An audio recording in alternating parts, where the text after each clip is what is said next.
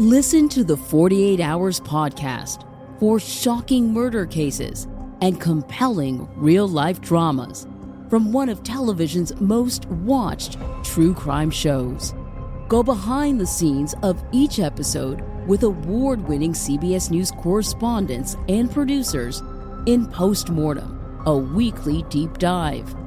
Listen to 48 Hours wherever you get your podcasts.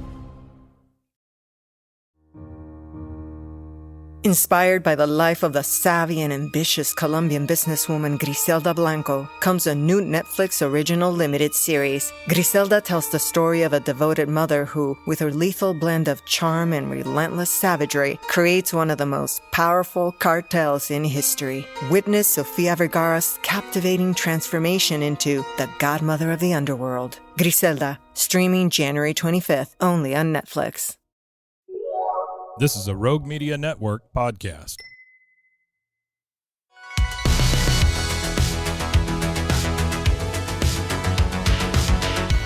Welcome back to another episode of No Waco. This is your host, Debbie. All right, and today in the studio, we have Holly Tucker. Go ahead and play for us. All right, y'all. Well, I am very excited about this song right here. I wrote it a little while ago with a couple of good buddies of mine, and I just really wanted a song that would sort of give me some inspiration for the hard times and remind me why I do what I do, and that beauty isn't really always found in the most expected places, and sometimes the most unlikely things can pop up in really just cool places. So this is called Rose in the Red Dirt.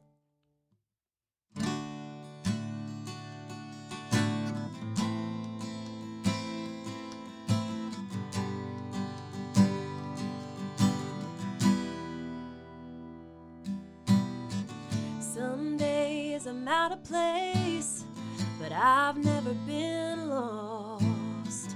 I'm right where I wanna be, thorns and all. I can't just sit here and look pretty, like that's enough for me. I've always been a dreaming child, a streak of crimson growing wild, like a rose in the red dirt, a raindrop in the desert.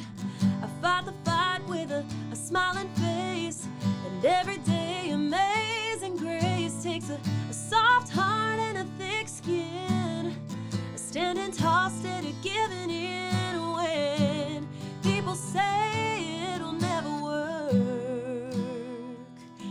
Oh, like a rose in the red dirt.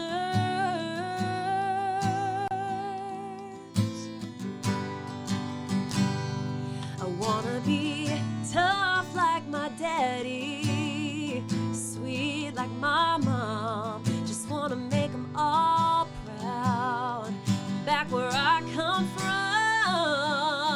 like a rose in the red dirt, a raindrop in the desert. I fight the fight with a smiling face, and every day amazing grace takes a soft heart and a thick skin, standing tall, steady, giving in when people say it'll never work. Oh, like a rose in the red dirt. Yeah.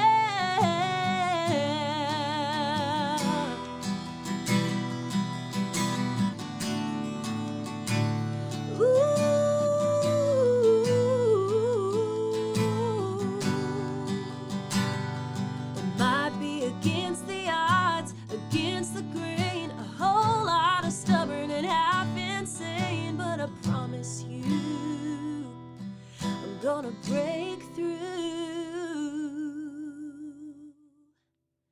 like a rose in the red dirt, a raindrop in the desert. I fight the fight with a smiling face, and every day amazing grace takes a soft heart and a thick skin, standing tall, steady, giving in when people say it'll never work.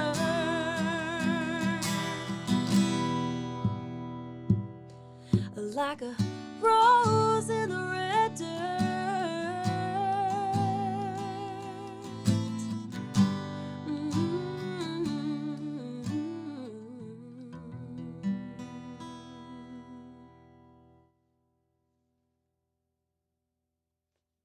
Wow, that was beautiful. Thank you.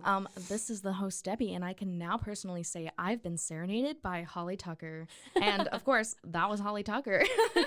You're so sweet. Thank you. Yes, awesome. So let's go ahead and get into it. Yeah. So what brought you to Waco, or are you a Waco native?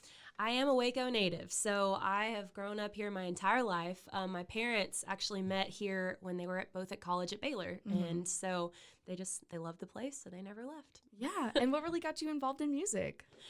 You know, actually, it was a lot to do with my parents.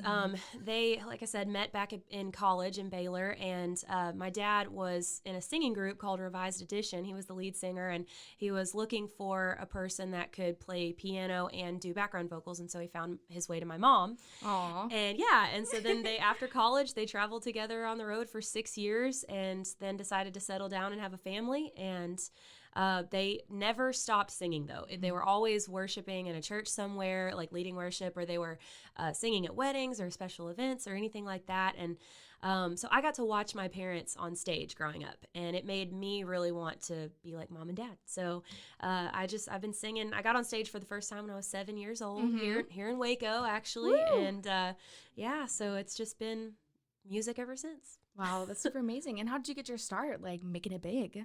Oh man, I don't know that I'd say I made it yet, but but you know, I have had a good amount of good things happen to me over the years, and you know, one of the biggest things that still means a lot to me is my time on The Voice. That was 8 years ago. It's really crazy to say that. 2013, right? Yeah. Wow. Yeah, crazy to think about how long ago that was. But I was on season 4 with Team Blake Shelton, and got to top 6 that season. So ever since then, I've just been, you know, writing and recording and traveling, touring all over Texas, doing Texas country music, and I love it. So that's what I'm Yeah. What was it like being away from home for so long? Well, I mean, on the show, you know, I was gone for maybe like 6 months collectively. Okay. And then, you know, I actually touring over Texas, you know, I've been gone sporadically. Yeah. So I've never really left home. I've always been here in Waco, and I love that. You know, it'll always be home for me. Yeah. And what was it like during the last year with the pandemic? How did that affect your touring or affect your music? It really brought it to a standstill, honestly. I know, you know, some people were able to stay out there and do little things here and there, and so was I. I mean, I got to do some acoustic things, and especially a lot of Facebook Lives and Instagram Lives and stuff like that. But, you know, as far as making an income, it really put a dent in that for me, and I'm only just now starting to book up again. So it's been hard on everybody. So I get it. Yeah. Yeah. And it's nice to get back in the, you know, swing of things as it's going on. And now you have some great events. I know you just did the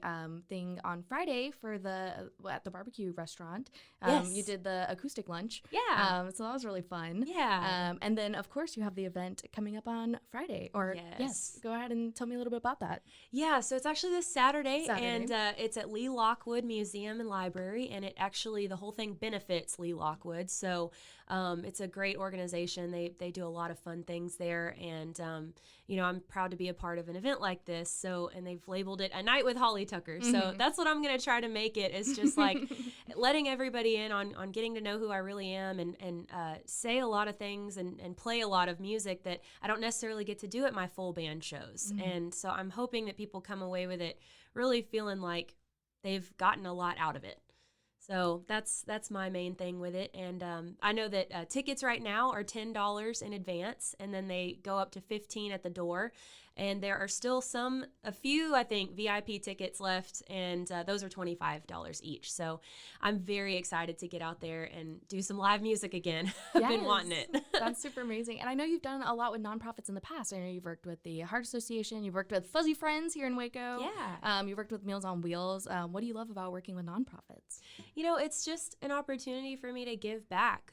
You know, every time I get on stage and get to perform my heart out and get to speak with people and, just that kind of thing. I feel like they're giving me their time. Mm-hmm. And so for me, get out there and do things with nonprofits and give of my time is just really rewarding. So it's all about giving more than you receive. And that's what makes it great for me. And I know you love representing Waco, and you've even mentioned Waco in a few of your songs. Oh, yeah. And I know that it's really like family to you, and it's really just your home. I know that you just got engaged in January over at Dichotomy. Do you want to tell me a little bit about that? Yeah, that was actually really cool, a really good surprise. I had been dating my now fiance for about 10 months, and I really wasn't expecting it this soon. But I was, of course, you heard it here first. Yeah, I was wanting it, of course, yes. but I just didn't think it was going to be possible. So he totally caught me by surprise. Mm-hmm. But I had always told him, when and if you do propose, just please have 3 things in line for me. Make sure that I'm dressed up and I look nice and I don't look like a hobo. And then make sure that there's a hidden photographer somewhere so that we can have memories of it. And if you can, try to get our families involved somehow. In some way, and he did all 3 of those things. He actually got my family to help him hold up a big lit up letters that spelled out "Marry Me" from the parking lot, and we were up in the balcony of Dichotomy. Aww. And he actually recreated our first date. We had our first date at Dichotomy. Because you guys did it at the Miracle Pop-Up, right? Yeah, we did. And our first date was at the Miracle Pop-Up. So when it came back around the following year, he thought it would just be the perfect way to propose, and it was. He's a sweetheart. My heart. That is so precious. Yeah. Yeah. And is there anything that specifically inspires you about Waco, or anything that you would love to like share about Waco? I particularly love and have always loved that Waco is such a melting pot. And that may be a little cliche, but I really believe it's true, because there's people from literally all walks of life, and you can, go into one place here and see somebody that and then go into a different place and see somebody else so it's while it is a melting pot and there's a lot of different people, like it's also got that small town feel. So that's kind of what inspires me about Waco, and why I've always loved it, is because you really get a feel for everything here and all types of people, and I just feel like it's a great way and place to live. Yeah, and especially the music industry is changing so much. How has Waco developed, at least, even since the past 8 years? How much has Waco developed?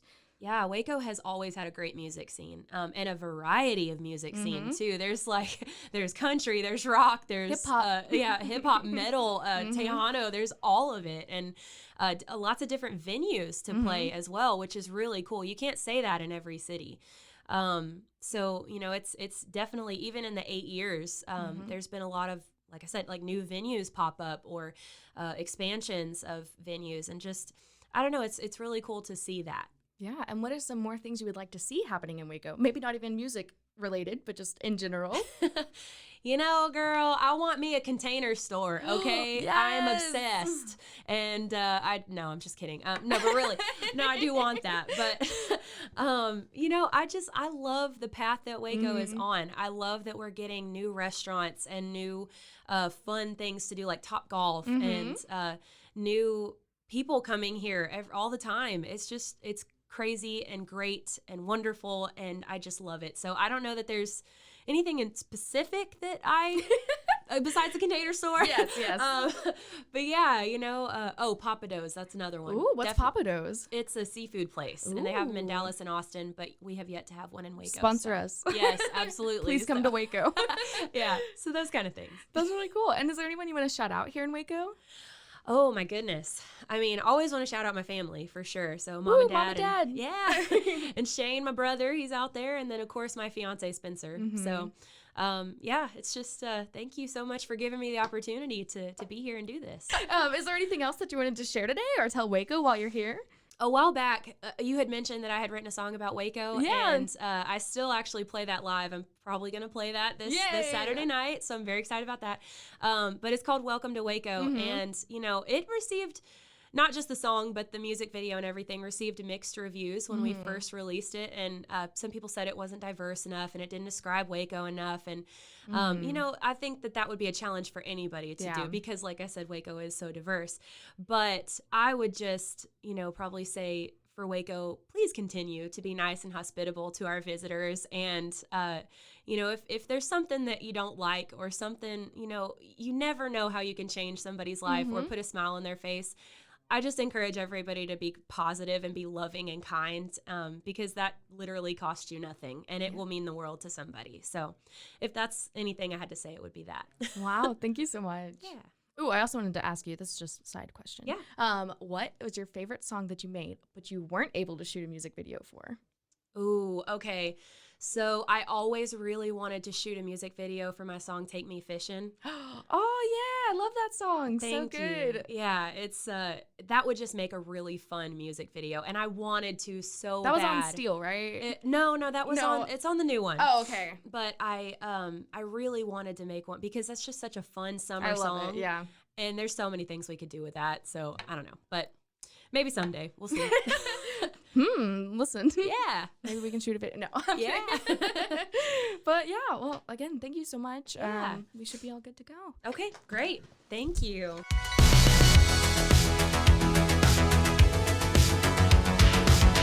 Find us everywhere on all social media platforms, KNOW_Waco. Check us out at roguemedianetwork.com and we're on YouTube under Rogue Media Network. Check out nowaco.com. This has been a Rogue Media Network production.